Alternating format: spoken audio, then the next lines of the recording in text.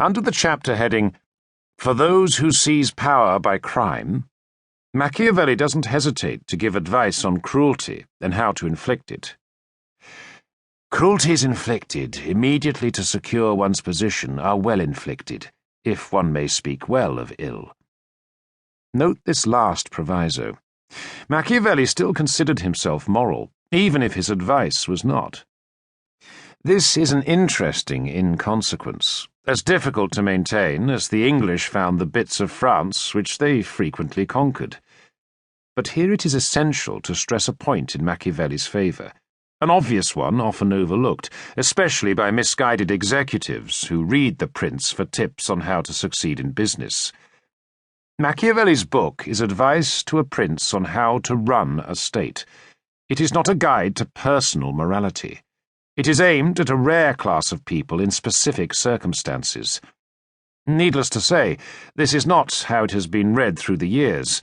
Ambitious executives, junior officers, or politicians may have misread Machiavelli's particular message, but they have certainly grasped its implications, which in his anger and despair Machiavelli may have overlooked. Machiavelli is dealing with qualities of leadership. The qualities of ultimate leadership may well be those he describes. Whether these are the qualities of leadership on other levels in other circumstances is another matter. Do these latter-day Machiavellians really wish to end up running an outfit that resembles a Renaissance city-state? On the other hand, Bertrand Russell was absolutely right when he called the Prince a handbook for gangsters.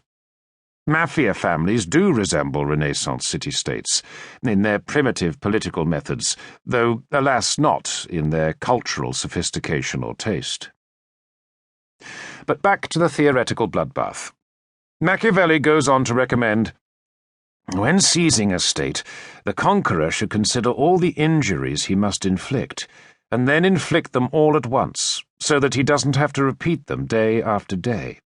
In this way he can set the people's mind at rest and win them over when he distributes favours. This may be perceptive stuff, but it's scarcely timeless wisdom. Only in the second half of this short book does Machiavelli come into his own. Here he describes the virtues a prince must acquire and the vices he should shun in order to maintain his rule. This indeed is the main concern. Mantenere lo Stato, to hold on to his state, and to do so for as long as possible. The new ruler should make his rule appear well established and permanent.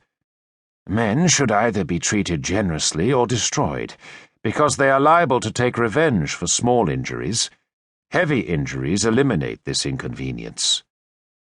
This leads him to the question, is it better for a leader to be loved or to be feared? Machiavelli initially appears to hedge his bets, but he leaves no doubt about his ultimate conclusion. It is best for a leader to inspire both love and fear, but because of the difficulty of maintaining both of these at once, it is safer to be feared if one has to choose.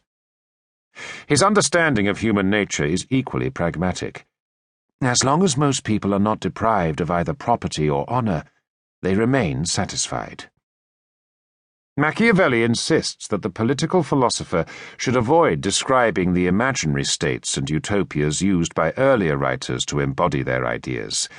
This genre already had an illustrious history, going back to Plato's Republic, though its epitome did not in fact appear until 1513, 3 years after Machiavelli wrote The Prince, when Thomas More's Utopia coined this word, which tellingly comes from the Greek for no place.